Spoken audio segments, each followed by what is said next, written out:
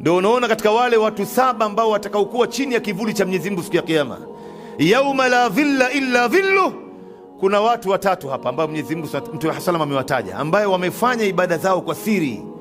watajikuta chini ya kivuli cha Mungu siku ambayo itakuwa hamna kivuli isipokuwa kivuli chake Mwenyezi Mungu Subhanahu wa Ta'ala. Mtu wa kwanza ni mtu ambaye wa rajulun dhakara Allah khaliyan hatta fadat aina, wa fi riwaya fafadat aina.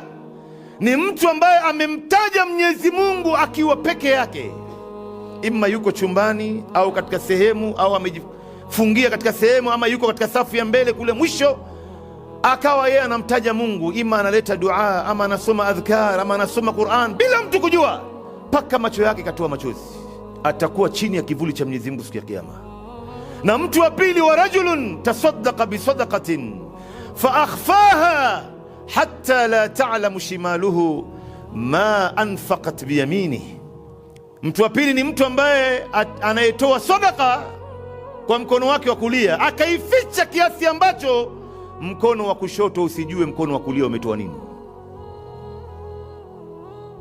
Na mtu wa tatu, Mtume sallam, katika watu ambao watakaokuwa chini ya kivuli cha Mwenyezi Mungu siku ya Kiyama kwa sababu ya matendo yao ya siri, wa rajulun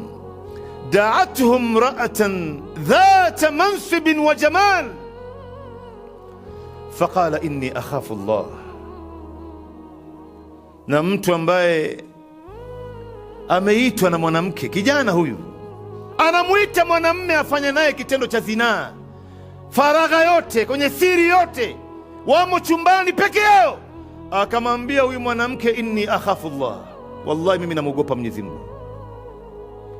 Atakwenda kujikuta chini ya kivuli cha Mwenyezi Mungu siku ya Kiyama, siku ambayo itakuwa hamna kivuli